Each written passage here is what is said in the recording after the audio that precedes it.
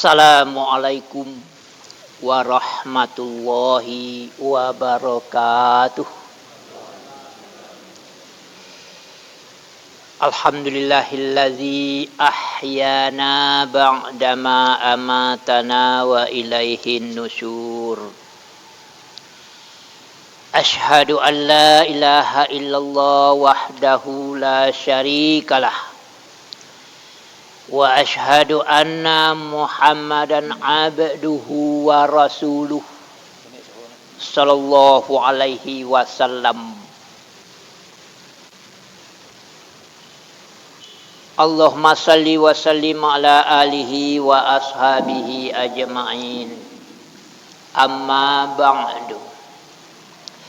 Na'udzu billahi minasy syaithanir rajim. Bismillahirrahmanirrahim.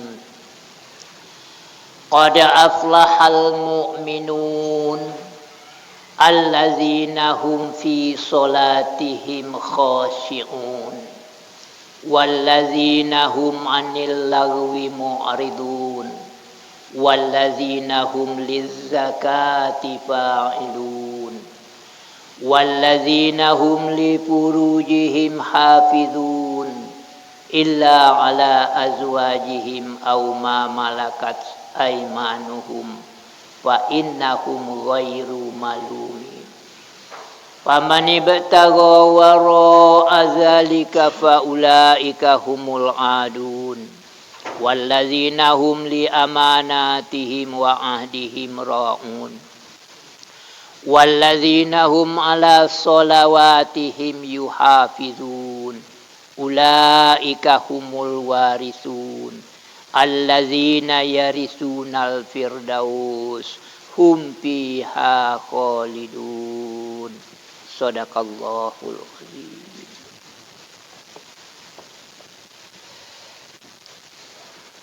Bapak-bapak dan ibu-ibu sidang jamaah subuh rahimakumullah yang saya hormati. Pertama-tama kita bersyukur kepada Allah dengan mengucapkan alhamdulillah. Pada subuh hari ini rahmat dan maghfirah Allah masih tercurah kepada kita bersama. Dengan demikian kita bisa menunaikan ibadah. Berbagai macam rangkaian ibadah sudah kita lakukan. Dan insya Allah beberapa saat ke depan kita membaca, mengkaji ayat-ayat Allah. Sehingga harapan kita waktu yang masih diberikan oleh Allah kepada kita, kita bisa mengisi dalam bentuk ibadah, mengharapkan pahala, mengharapkan keridaan dari Allah Subhanahu wa ta'ala.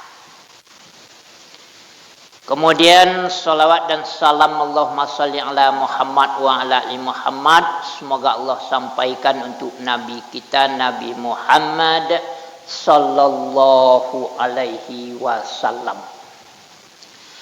Bapak dan ibu-ibu, Al-Quran ini semakin dibaca, semakin terasa, semakin dipelajari, semakin manis. Tidak salah Rasulullah menyampaikan Al-Quran itu laksana madu. Al-Quran itu laksana kurma. Tidak muak dan tidak bosan membaca, mempelajari, memahami dan mengamalkannya. Karena itu saya mengajak kita sama-sama untuk kembali kepada Al-Quran. Baca berulang-ulang. Baca berkali-kali, pahami arti dan makna, kemudian koreksi diri, apakah kita sesuai dengan Al-Quran atau belum. Kenapa demikian? Ketika sahabat bertanya kepada Aisyah, istri Rasulullah, "Wahai Aisyah, bagaimana akhlak Rasulullah?" Aisyah menjawab, akhlak Rasulullah itu adalah Al-Quran. Kemudian Aisyah membaca surat Al-Mu'minun ayat 1 sampai dengan 11. Seperti yang saya baca sebentar ini. Bapak dan ibu-ibu, maka saya ingin juga menyampaikan kepada kita bersama pada saat ini, mengingatkan kembali, mengkoreksi diri kita, sesuai tidak kegiatan kita sehari-hari dengan ayat yang saya baca. Indikatornya sesuai tidak kita selaku orang beriman itu dengan ayat-ayat Al-Quran yang baru saja kita baca. Ini indikator, ukuran, ciri-ciri, karakter orang beriman. Baiklah, supaya tidak panjang-panjang ceritanya. A'udzubillahi minasyaitonirrajim. Qad aflahal mu'minun.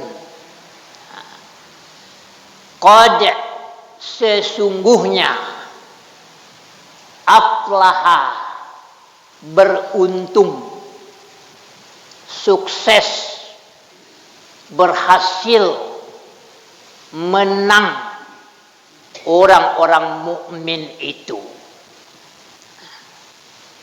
Siapa mereka? Apa karakter orang mukmin yang beruntung itu?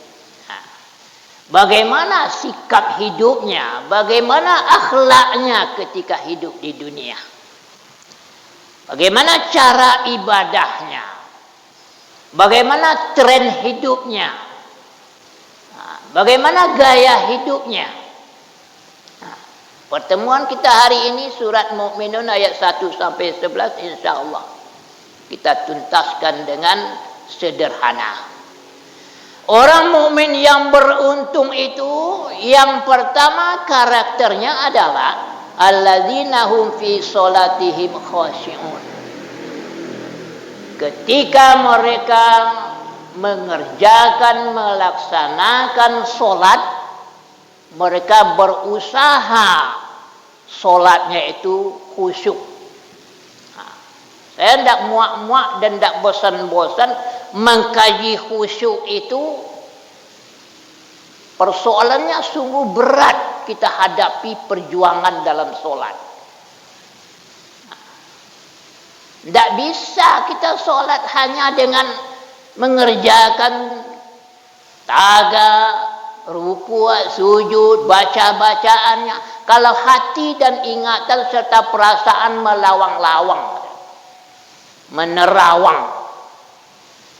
Jadi untuk mencapai kekhusyukan itu mulai dari hati. Hati. Perasaan. Perasaan. Bagaimana hati kita itu? Bagaimana perasaan kita? Rasulullah mengingatkan. Wa'budullaha ka'annaka tarahu. Sembahlah olehmu akan Allah seolah-olah kamu melihatnya. Banyak orang membayangkan melihat Allah itu. Itu tidak persoalan mudah itu. Rasulullah mengingatkan, kalau anda tidak melihat Allah ketika sholat, fa innahu yaraka, yakinilah dalam hidup anda itu bahwa ketika sholat Allah melihat kita. Ini mulai dari hati ini Bapak dan Ibu. Hati, perasaan. Jadi ketika kita sholat itu ada perasaan seolah-olah Allah itu melihat kita. Seolah-olah kita melihat Allah, Allah melihat kita. Ini mulai dari perasaan. Jadi kalau tidak ada perasaan kita solat, seolah-olah kita melihat Allah, atau seolah-olah kita memperhatikan, seolah-olah kita diperhatikan, maka pikiran kita itu akan menerawang ketika solat. Ini perjuangan yang sungguh sangat berat bagi kita untuk mencapai tingkat solat yang khusyuk. Kemudian Allah juga katakan dalam surat yang lain, dalam ayat yang lain Allah katakan, siapa mereka yang bisa solat khusyuk itu? Annahum mulaku rabbihim. Mereka orang-orang yang yakin bertemu dengan Tuhan mereka, yakin bertemu dengan Allah. Jadi kalau tidak mantap keimanan, tidak mungkin tercapai solat yang khusyuk. Yakin bertemu dengan Allah. Kalau sudah yakin bertemu dengan Allah, kira-kira mendekati kekhusyukan bisa kita capai. Maka itu pelajaran kajian tentang solat itu memang tidak henti-hentinya kita kaji. Karena jauh lagi capaian kita untuk solat yang khusyuk itu. Bapak dan ibu-ibu, mari kita sama-sama berusaha, bersungguh-sungguh, berjihad tentang perkara yang berkenaan dengan solat. Karena orang yang ngerjakan solat itu macam-macam tipenya. Kalau lado perasaan malih untuk solat itu, sifat munafik sudah hinggap dalam hati kita. Malih wak kini ya. Sontel lain lah. Beko lah. Bisuk lah. Kalau itu ada dalam hati kita, hinggaplah di dalam jiwa kita itu sifat kemunafikan. Wa iza qamu ila sholati qamu kusala. Kalaulah ada rasa malih dia untuk solat, ketika itu hinggap penyakit kemunafikan. Yang berbahaya daripada itu ada lagi yura'unan nas, ria terhadap manusia. Ini banyak yang dihinggapi oleh sifat ria. Kenapa? Ketika dilihat orang ramai dia solat bagus-bagus. Ketika dia solat sendirian copek-copek. Ketika jadi imam ayat panjang-panjang. Ketika solat sendirian ayat pendek-pendek. Ini persoalan ria itu dalam hati, bukan di luar. Yura'unan nas, ria terhadap manusia.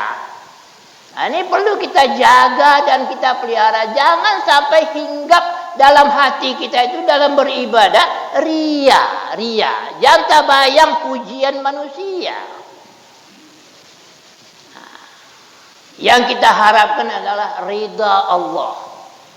Bapak dan ibu-ibu. Kalau dalam kajian sufi, model manusia mengerjakan solat itu, ada yang sekadar membayar hutang. Bayar hutang cik lu, itu sering kita dengar. Sekedar membayar kewajiban, lah selesai solat lah, diterima ndak persoalan.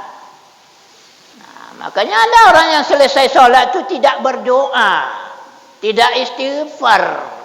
Sudah salam kiri, salam kanan, cur togak sekali. Diterima ndak persoalan. Sebenarnya Rasulullah mengajarkan, kenapa kita selesai solat itu harus istighfar? Ndak alhamdulillah dibaca.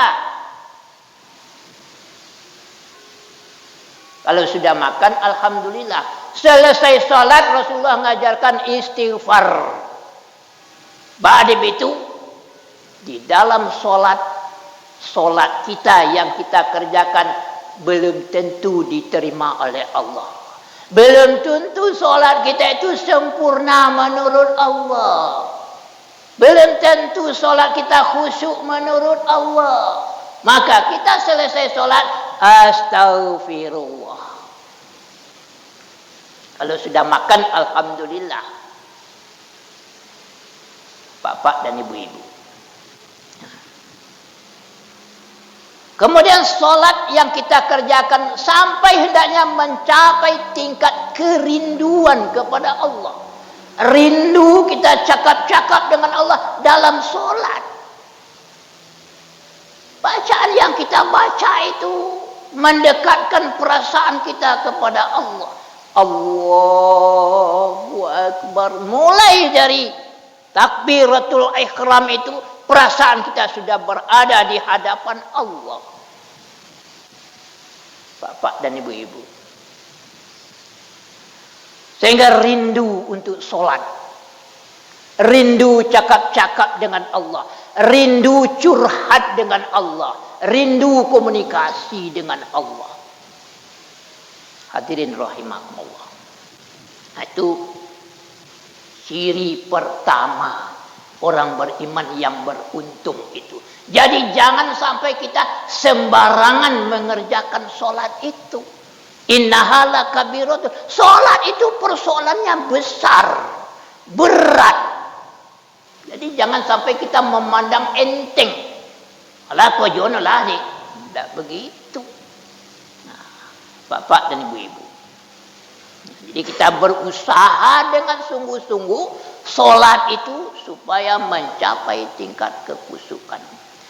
Nah, yang kedua, orang mukmin yang beruntung itu adalah orang mukmin yang berpaling dari yang loga. Loga itu tidak berpahala. Rasulullah mencontohkan yang loga itu ketika khatib berkhutbah hari Jumat, siapapun tidak boleh berkata-kata. Kalau berkata-kata, qad laghauta. Khatib berkhutbah, awak mau tajuk, awak mengecek juga, maka laghauta, tidak berpahala. Sama juga awak mengaji, ceramah, pengajian, buya lah mengajinya mau tajuk, qad laghauta. Loga itu tidak berpahala. Tidak bermanfaat, tidak mendatangkan hasil baik dunia maupun akhirat. Kalau kini banyak nampak diambu dan dilakukan oleh sebagian orang. Kecek-kecek loga, kojo-kojo loga, tidak berfaedah, tidak berpahala. Kalau itu dilakukan, alamat kerugian dunia akhirat. Terjemahkanlah dia pak-pak ibu-ibu ni. Naloga nandak do manfaatnya. Masyarakat awak banyak yang seperti itu. Akibatnya kerugian, rugi dunia, rugi akhirat. Umur habis hasil ndak ada. Umur panjang manfaat ndak ada. Selama itu tidak ada pahala. Kenapa? Ya begitulah. Loga berkepanjang aja. Kalau perkara loga itu, kalau orang-orang yang ibadur rahman itu, tentang yang loga maru, dia berjalan. Lalui saja. Ambo pernah balik mengaji, bu. Membeli sesuatu di Kodai. Kira kawan ada bertuju situ. Bertuju main domino. Kalau main domino tu kena ompek-ompek. Kurang cik. Buya duduklah siko santai duduk di. Banyak bo. Kurang kawan cik buya duduklah buya ada ujungnya. Diajaknya awak main domino. Kawan kurang cik. Bertiga tu dak lomak main dia. Nyo main ni berpasang-pasangan. Kira-kira apa dan ibu kok soto ambo? Apa ibu lalu ba kira-kira?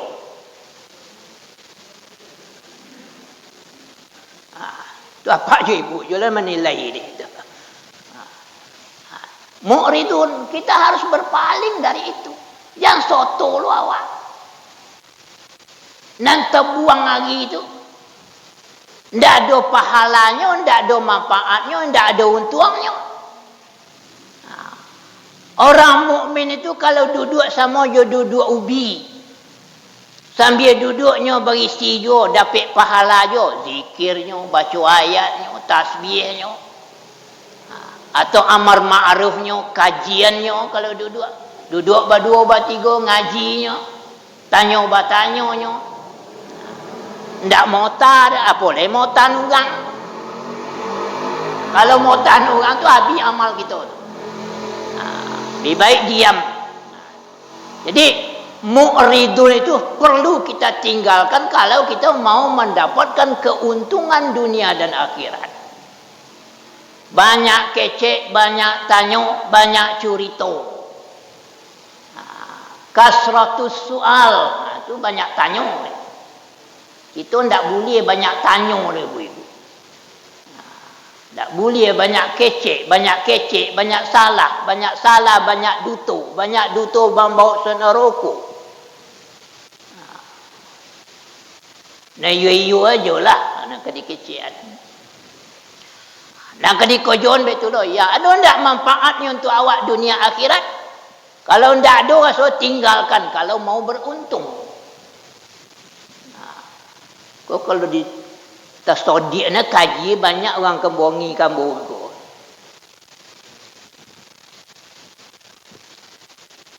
Kalau mau beruntung, tinggalkan yang tidak berfaedah, tinggalkan yang tidak berguna. Tapi kau nak rugi ke panjang, saya kerajaan, saya itu tak rugi sampai gaya.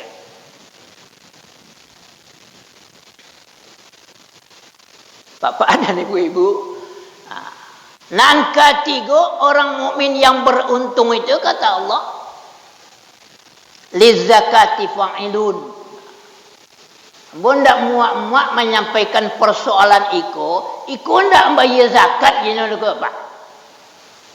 Mengata bau sao supaya berzakat. Ni. Kalau bayar zakat wa atuz zakat, bayar zakat.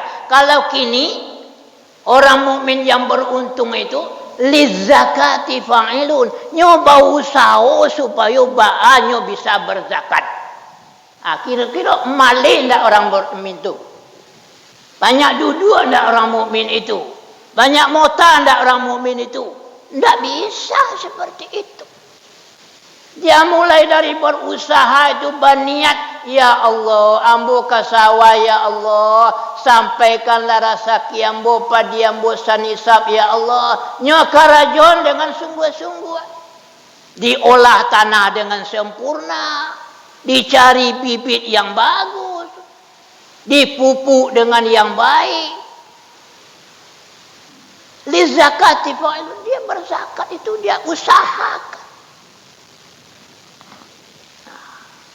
Kalau cenderikulah orang mukmin bersungguh-sungguh berusaha ya, insya Allah ekonomi akan bagus, ekonomi akan rancak, rezeki Allah akan tercurah. Dalam ayat lain juga Allah katakan wala tansinaka, jangan lupa wala tansa nasibaka minad dunya, jangan lupa nasib engkau di atas dunia. Pakaru nasib awak pun dah omu di soran ke Allah dapat. Kulah kan nasib dia awak cenderikunya kan. Awak banyaknya lolo, awak banyaknya duduk, awak banyaknya bergurau itu bersoran nasib ke Allah. Tidak seperti itu. Allah tu beri kita kesempatan, kekuatan bekerja. Jadi untuk zakat itu kita berusaha. Ketika oleh togo, ketika oleh kuat, ketika oleh gagah, berusaha sungguh-sungguh. Tapi kalau lalu awak betul ko berpojo je ponek-ponek sampai sojonya tu tak masuk lah dia ibu. Habis tu, bila sakit-sakit tu awak dia berkujur. Jadi ketika kuat, sayang kita lah gaik-gaik, so dua nak ke masjid. Kita menikmati aja lah Pak dan Ibu. Anak nak do kita syukuri aja lah. Nikmati aja lah niagi Allah sampai kini dek kita nak gaik-gaik ke.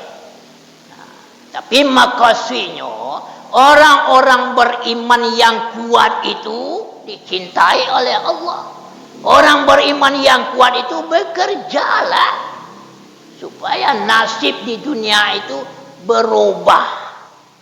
Semakin hari semakin elok, semakin rancak. Begitu tuntunan Islam dalam Al-Quran ini. Kemudian walladzina hum li furujihim hafizun. Orang beriman yang beruntung itu mereka selalu menjaga, memelihara kemaluan, kehormatan dirinya. Kehormatan dirinya, kemaluannya, pergaulannya, laki-laki, perempuan. Hadirin rahimakumullah. Perlu kita menjaga. Itulah sebabnya diatur perkawinan dalam Al-Quran, dalam agama kita. Supaya tidak sembarangan. Tidak sembarangan. Kalau sembarangan aja binatang. Sedangkan ayam aja tidak sembarangan, dia nampak lembut. Kalau situ sejak awal, itu je sampai sudah di ayam ni. Bercari ayam Kadang-kadang manusia lebih daripada ayam. Bertukar-tukar. Kalau bertukar-tukar seperti itu, tidak akan tercapai kemenangan. Malah kegelisahan dan kesusahan. Kecemasan. Bini orang, bini awak. Laki orang, laki awak. Itu tidak akan tercapai kemenangan dan ketenangan itu. Susah dan gelisah. Itu perlu kita jaga. Islam mengajarkan kepada kita mulai dari pergaulan laki-laki perempuan itu perlu diawasi.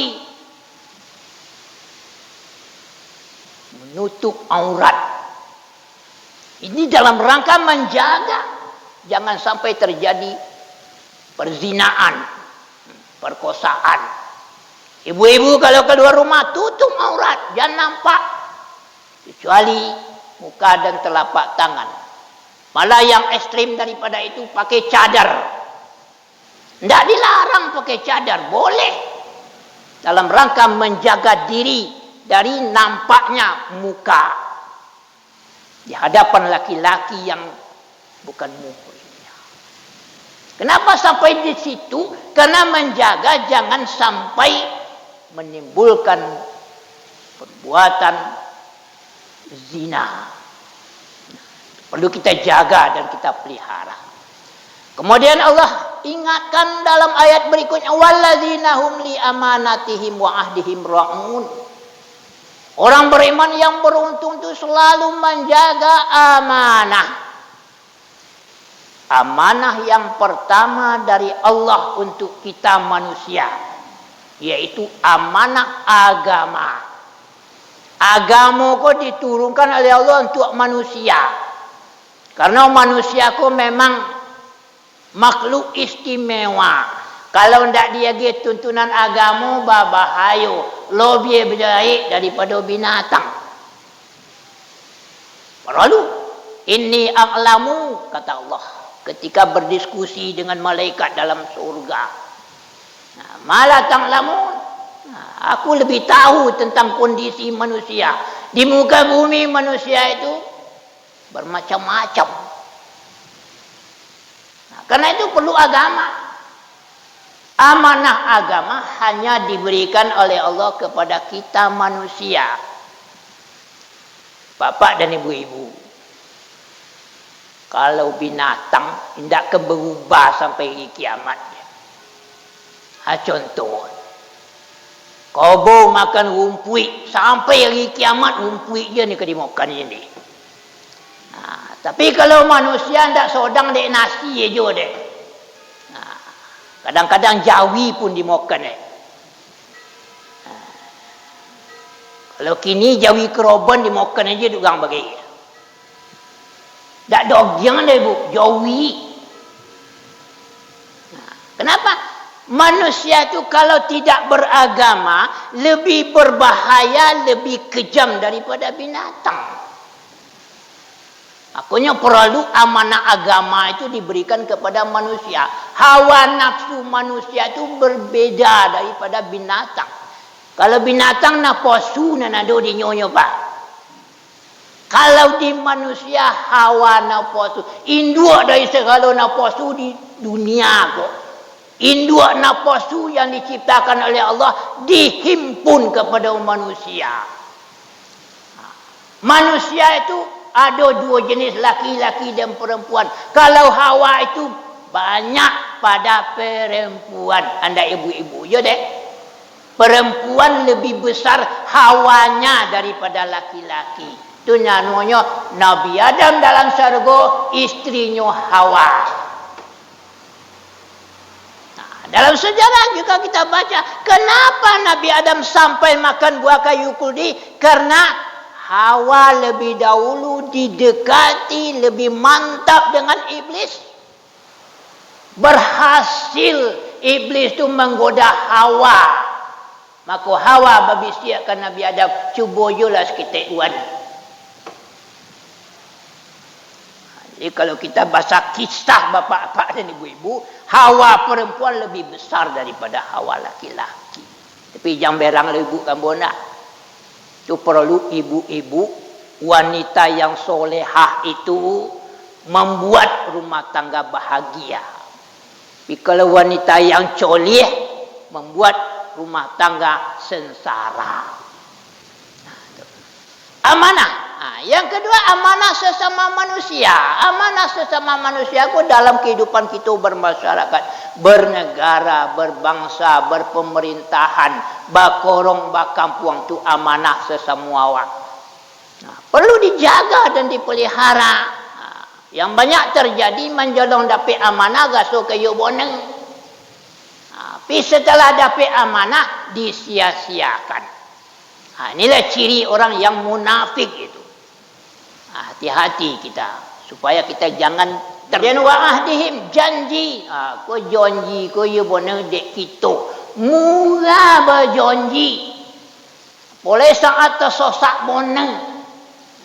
Tersosak boneng. Tu peka sanak peka kawan deh lopang liambus bonte di enggak sepokan jadi. Ala di lopang ni beko lah sepokan dak ada muncul-muncul nyolai. Lah sebulan dak je muncul-muncul. Lah di kecil sekali ndak jo dah esok ka beko jo. Maka kita buajak ko kita ko jangan urang le kita. Kalau kita berjanji jo siapa saja mari kita jago dan kita pelihara.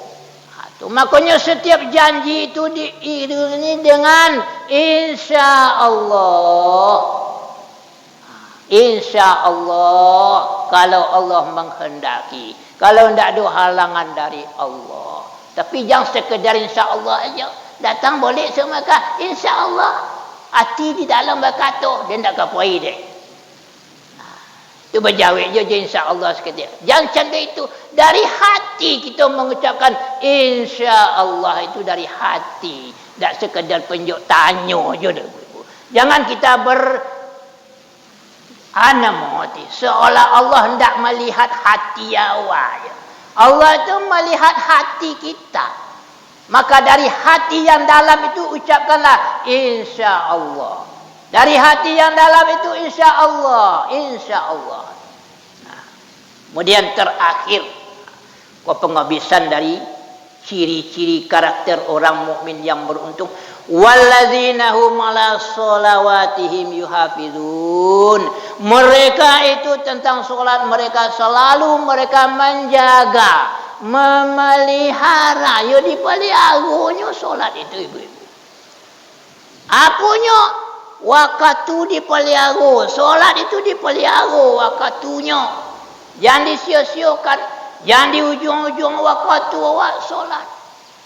Dipelihara, tahu kita waktu masuk solat zuhur itu jam berapa? Waktu solat asar itu jam berapa? Orang mukmin itu harus tahu waktu solatnya yang afdal itu. Alaik nak dipelihara bacaannya. Bacaan solat kita tu komunikasi dengan Allah. Elok-elok bacaannya, topik-topik bacaannya. Kalau bisa kita pahami bacaannya, Rabbighfirli warhamni. Dari lubuk hati yang dalam kita mengucapkan bacaan solat itu, kita komunikasi dengan Allah. Rabbighfirli warhamni warfa'ni warzuqni wahdini wa'afini wa'fu anni. Kira-kira bunyi tu orang ngecek kawak ba'a kira-kira. Apalagi dengan Allah. Pelihara bacaan solat kita itu. Pelihara caranya. Ambo sering je mencari ada apa-apa nak sujud ya, nak sujud bantu anjing lolo kecik Nabi. Batawi iko jo, batawi iko berdokeng ke muncuangnya, ke mukonya, iko berdokeng ke apa. Nyo kalau kita sujud dia apa-apa jarang. Ku jarang. Kecuali ibu-ibu dakik seketik. Lagai dia solat macam itu je lah. Kenapa tidak belajar tentang solat? Tugas kita batanyo kanan tahu, baraja kanan pandai. Lah macam itu sejak saya suat. Bila awak berubah kanan elok? Kalau sejak saya suat, you nak dibaca. Dipelihara solat wajib, solat sunat. Jangan kita abaikan kalau kita mau menjadi orang yang beruntung. Jangan dipandang enteng solat wajib. Jangan dipandang enteng solat sunat. Sungguh-sungguh awak mengerajun. Nah sunat muakkad tu tidak ditinggalkan oleh Rasulullah. Solat apa saja. Rawatib tu tidak ditinggalkan oleh Rasulullah. Duha paling kurang 2. Solat malam paling kurang 3. 2 tahajud, 1 witir paling kurang. Solat-solat yang sunat muakkad tu jangan sampai kita sia-siakan. Kalau mau pokok kaji beruntung, menang, berhasil dunia dan akhirat. Untuk mereka Allah janjikan mereka akan mewarisi surga Firdaus. Jadi nampaknya Pak ibu-ibu di dalam Al-Quran kau Allah memberikan kepada kita. Ananiagiannya kalau untuk akhirat besok di kita nak sebona menonton tompek kita. Aku nak perlu dipahami. Di mana tompek awak besok Allah lagi tahu. Kalau ikut sikapnya, ikut karakternya, ikut tompek besok di akhirat. Tergantung juga awak lah Pak dan Ibu. Surga mana akan kita warisi, tempatnya sudah disediakan oleh Allah. Cara-caranya, ciri-cirinya, karakter hidupnya lah ditentukan oleh Allah dalam Al-Quran di berbagai ayat dan berbagai surat. Jadi untuk hari kini ambo kita sama-sama berusaha menjadi orang mukmin yang beruntung itu. Mudah-mudahan kita sama-sama mewarisi surga Firdaus di kemudian hari. Lai sepakat kita Pak Ibu. Sama berusaha kita Pak Ibu. Jangan kita hamilah jole dalam beragama. Yo boneng lah kita beragama. Bersungguh-sungguh lah kita beribadah. Bersungguh-sungguh kita dalam memelihara diri kita dari perbuatan dosa dan maksiat. Bapak dan ibu-ibu, itulah kajian kita untuk pagi hari kini. Semoga bermanfaat untuk ambo dan kita bersama-sama. InsyaAllah kita diberi kekuatan oleh Allah untuk berjuang, berjihad, menegakkan, memelihara agama dalam diri pribadi kita dan rumah tangga serta masyarakat kita. Banyak maaf. Assalamualaikum warahmatullahi wabarakatuh. Alhamdulillah.